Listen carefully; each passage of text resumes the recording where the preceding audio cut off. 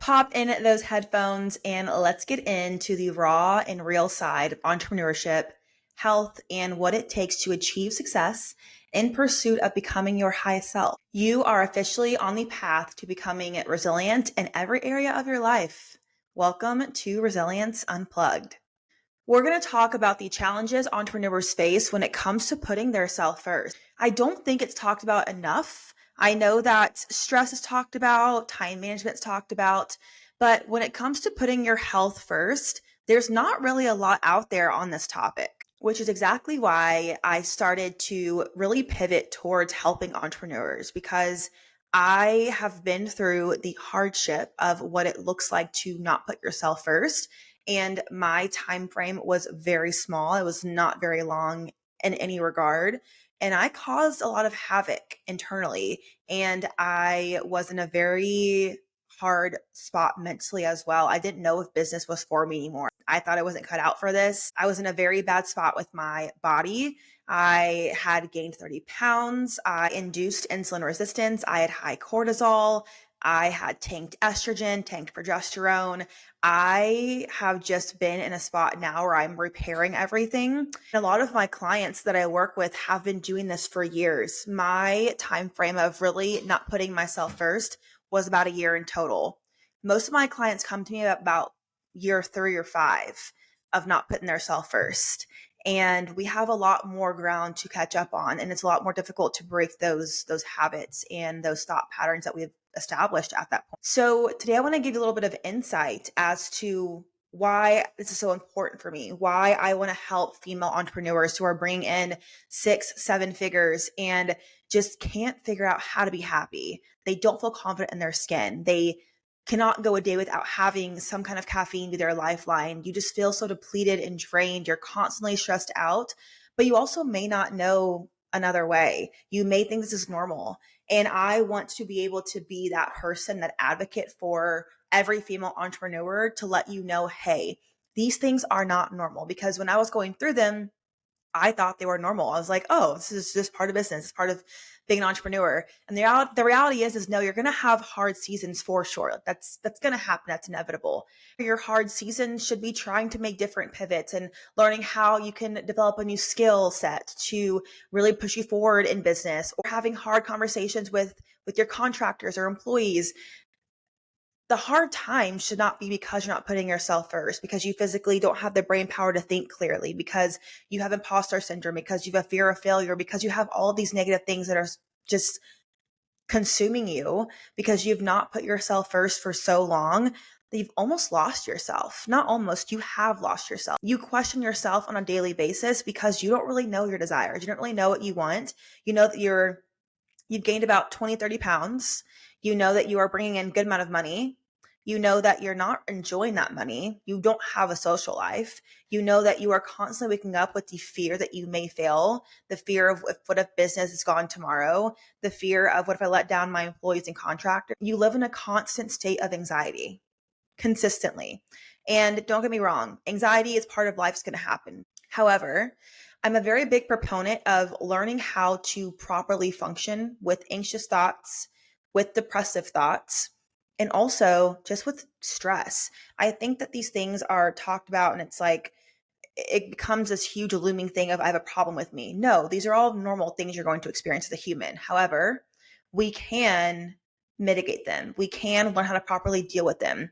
We can learn how to properly identify them as well. And so I reached a point in my business where I was making the most money I ever had in my entire life. At this point, I was bringing in a good amount of money, and I never thought I would ever make that kind of money. I think I had dreams about it, but I don't know that it. Let me rephrase this. I knew it would happen. I didn't know it would happen so soon because my success happened very, very fast. A year, like not knowing really what to do, and then the next year, I 10x my business, and I was continuing to make the right next steps. The right next steps on what I thought was quote unquote right. But I was continuing to implement things and take the next steps to continue to grow business, which is what you're supposed to do, correct? However, I was not handling the problems that I was already being faced with. I was just avoiding them and not looking at them and saying, it's going to figure itself out. I need to figure out how to grow my business. I don't need to figure out how to have a solidified foundation because I'm growing, so I'm doing something right? No, I was building it on a very rocky foundation. The rocky foundation wasn't really my business itself. It was how I approached my business, how I handled myself, how I conducted myself. And my judgment got very clouded, and I allowed mentors and different influences in my life to be able to direct me on the path I wanted to go down and not on the path I truly wanted to go down, because I was very new in entrepreneurship. I still am very new in entrepreneurship. And I really trusted these people, and they're amazing people and I love them and they helped me a lot. However, I didn't have my entrepreneurial brain being utilized and really exercising that muscle because I was always told the next step. And so I just always took that next step because it was there for me to do. I knew it was supposed to happen. I took action. So I was making the most money I ever had in my entire life, but was also the most unhealthy I'd ever been in my entire life. And I think no one talks about the guilt that you feel about putting yourself first when you have a team to take care of, when you have stressors keeping the business running, when you are constantly trying to grow and pivot when needed. And that happens a lot in business. I just felt so unfulfilled. I was not showing up as the best leader I possibly could because I lacked direction. As a leader, if you don't have direction, you don't have your health, I believe you have nothing. And I just felt so unaligned with where my business had gone because, again, I just always took the next step my mentor laid out for me. I was taking action, I was getting it done. However, I didn't question if I really wanted to go the direction that my mentor had wanted me to go in, or the direction that my mentor knew how to take me, I should say. And I really lost myself trying to build a business because I was trying to hit all the right markers. I was trying to hit the right KPIs, hire the next person, hit my numbers, increase my sales, increase the clients I was bringing on per month. I became so focused on things that don't fulfill me. And as a business owner, you do have to be focused on numbers. However, I care about the people I help. And I believe that if I serve people to the highest regard, I will always be taken care of when it comes to business and it comes to finances, because I'm here out of service. I'm here to serve my clients, to serve the people I come in contact with. And I am here to do the best work possible. And I know that if I do those things, I'm good. I'm solid. And in trying to hit all these markers, I found myself with a fire that was not lit. I no longer loved what I was doing. I didn't have fuel to my fire anymore at the end of the day. And I didn't want to wake up and get to work, which is not normal for me. Before, I would jump out of bed because I was like, I get to do the most amazing job today. I get to serve these clients. I get to help my people. It was just always so fulfilling. And I reached a spot where that wasn't happening anymore. And I thought it was just a part of business. It was a season. It would eventually get better. It's not going to stick this forever. I started trying to get really clear on what I actually did want. Like, what about business right now was not making me happy? What was making me feel drained? Which was quite literally everything. And I knew I had a lot of big shifts I needed to make in order for me to feel fulfilled again. And that gave me a sense of guilt because I knew that I had people who I had hired that were hired under a different vision for the company. And I knew that the changes I needed to make would not be received well by my team. And that caused an enormous amount of stress on me. And I was trying to figure out how I could make these shifts smaller, like incrementally, still get to where I wanted to go, do it over a longer time horizon. But instead, I just continued to do the same things that I was doing. And I kept trying to please people that were around me because their livelihood depended on me at this point. So it was no longer just a matter of I need to do what lights me on, like what lights me up. I need to figure out how I can find happiness in this again. It was now the stressor of I need to take care of these people. Like, they are relying on me and they are relying on their income through the business that I've created. And that was a large weight on my shoulders. And so during this time, I did nothing for myself. I would get walks outside because I have a dog and I would take him on walks throughout my day. But getting to the gym and actually getting a good workout in, far and few in between. The gym has become just a habit for me now. So it usually gets done and it's usually a part of my day. However, I was not recovering well because I was not sleeping. I was eating like crap. My workouts were sucking. I literally would just show up and go through the motions. I had no intensity. I had no intention with my workouts. I was just doing it to get it checked off for my day because it's part of my day at this point. And I just felt so down. I didn't know what to do. I felt an insane amount of stress on my shoulders, and it just continued to suck the life out of me. I had no energy to get through my day, much less think about, again, eating the right things and getting enough sleep. I was eating like crap. I would order crumble cookies like every week to make myself happy. And that was like my little dose of happiness every week. And then I would feel like crap again because it's just a boatload of sugar. I also had my puppy. I took on a lot at once and I don't regret it at all.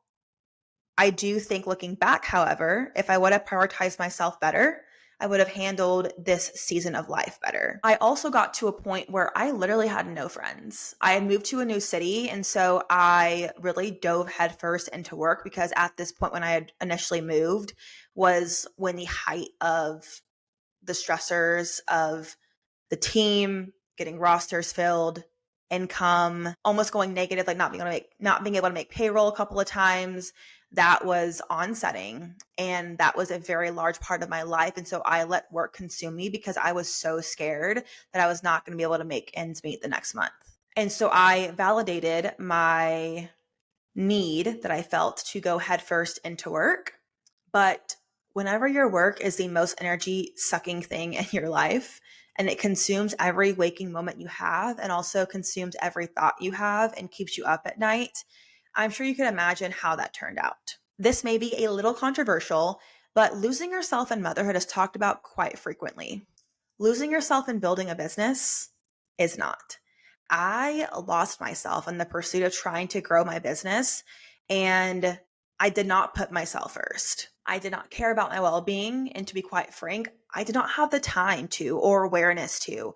I didn't know what I was doing wrong. I didn't know I had a problem until I was 6 months into a cut and experienced weight loss resistance for the first time in my life. At that point, I was really faced with the fact that I have some internal stuff going on that I need to get taken care of because I've never experienced this in my life.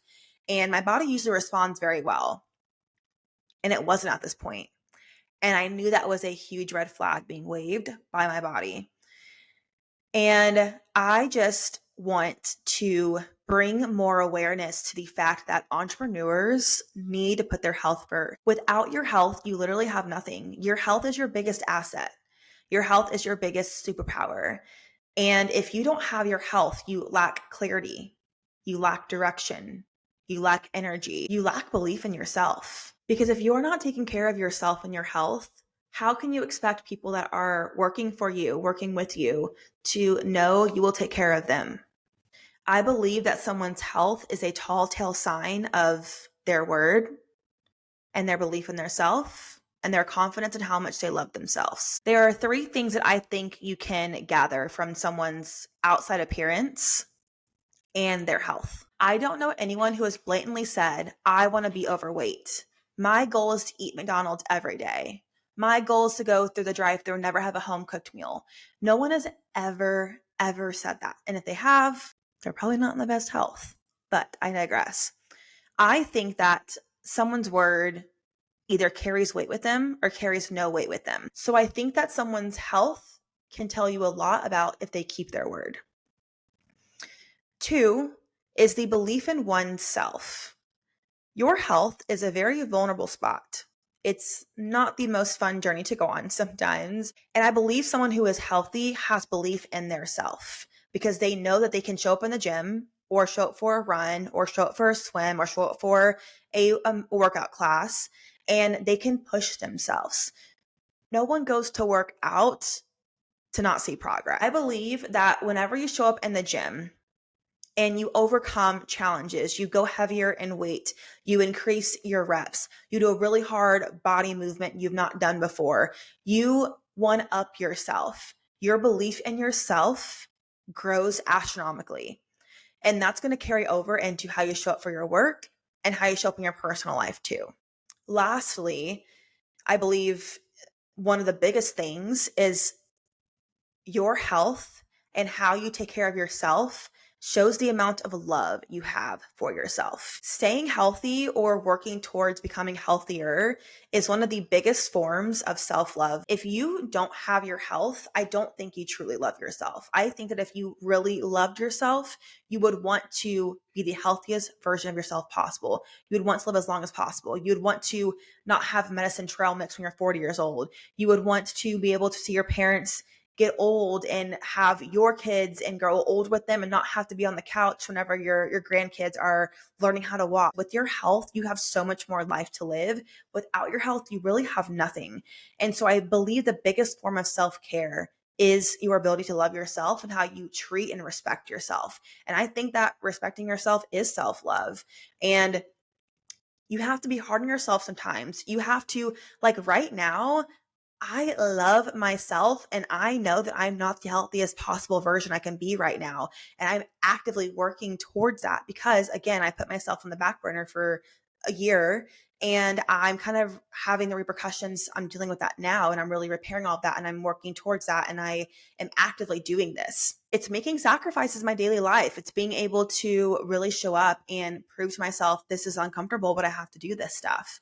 And that is, again, what I believe is one of the biggest forms, not one of it's the biggest form of self-love is your health. There is so much more that you could probably gather from someone's health. These are off the top of my head just right now, but I think that they are really, really solid points. I think that, again, your word, the belief in you have in yourself and oneself, and then also how much you love yourself and how much you truly care for yourself reflects a lot on how you look and how you show up and how you take care of yourself. So entrepreneurship is hard. It's what's even more difficult is losing yourself, feeling like you're not in your body anymore, feeling so unconfident, so uncomfortable, and losing possibly your business. Without your health, if your business goes down, you have nothing. If you have your health and your business goes down, you can rebuild another business. You have that skill. You already have that innate ability to do that. But without your health, you can't do anything. And so I want this to be kind of just the take home of we have to prioritize ourselves. As entrepreneurs, our health is the biggest asset we have. And if we don't really take that and take it to heart, we can totally run ourselves and if we're ran into the ground, our business is going very fast with it, or we're going to hit a massive plateau in business. And I know that if you are an entrepreneur and you have a business you want to grow and you want to achieve success, you don't want that at all. So let's flip the switch. It's not just about success in business. It's about success with yourself, being selfish with your health. That way your business and everything else in your life can thrive and grow. I hope this podcast was helpful. If you feel like this would be helpful for a friend, please share with them as well. I post new podcasts every Wednesday at 8 a.m. So I will see y'all next week. Hope you have an amazing rest of your week and go be resilient.